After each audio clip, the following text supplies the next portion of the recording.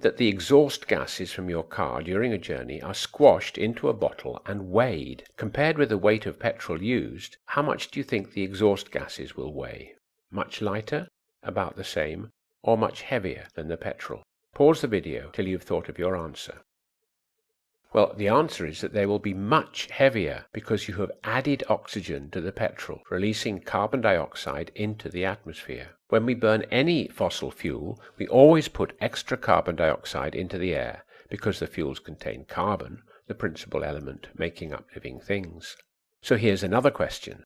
Like all other animals, we breathe out carbon dioxide from the respiration of our food. But why does this carbon dioxide not add to the carbon dioxide in the atmosphere? Pause the video till you've thought of your answer. The answer is that this carbon dioxide is part of the natural carbon cycle. It came from your food, say bread, which got its carbon from the atmosphere when it was growing as a wheat plant. Let's see where the people of the world get their energy. 200 years ago, we got our energy from biofuels, traditional energy sources that are driven directly or indirectly by the daytime energy from the sun. Firewood, burning in air to heat our homes and cook our food. Grass and air for animals to respire, gaining energy to pull our ploughs and carriages. Our own food, which we joined with oxygen to give us energy to use our muscles. Nowadays, burning these fossil fuels with oxygen has freed half the world from being limited by solar energy. But there are still many people who live only with biofuels, wood for cooking and heating, and muscle power for farming and transport. We use fossil fuels about equally for generation of electricity, mostly coal, transport, mostly oil, and heating and industrial uses, mostly natural gas. To reduce our carbon dioxide emissions, we must burn fossil fuels more efficiently and try to replace them with alternatives. Efficiency. Filament light bulbs use 100 units of electricity to produce just 3 units of light. We should replace them either by fluorescent bulbs, which use only 6 units, or LEDs, which transform almost 100% of the electricity into light using only 3 units of electricity to produce the 3 units of light. Trains and trams can generate electricity as they brake instead of wasting the kinetic energy as heat when they stop.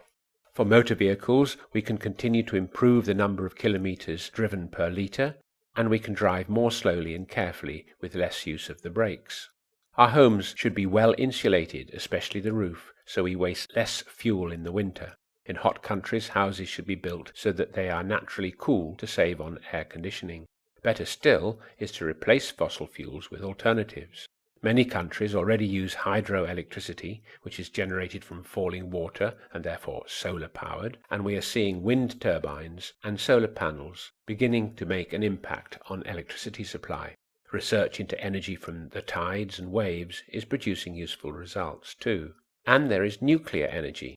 France generates 85% of its electricity this way, which does not release carbon dioxide, but we do have to consider the problem of safe disposal of nuclear waste. If we replace coal, which is almost pure carbon, by natural gas, which is methane, CH4, as a fuel for electricity generation, half the oxygen used will join with the hydrogen rather than carbon, so our emissions of carbon dioxide will be halved. This is the argument given for developing so-called fracking for natural gas, which would replace coal in power stations. And we can use our muscles more, walking and riding a bike for short journeys. So to summarize, in order to reduce the amount of carbon dioxide we release into the atmosphere, we need to reduce our reliance on fossil fuels by making our processes more efficient and by replacing the fossil fuel with alternative energy sources by generating electricity from the wind, waves, water,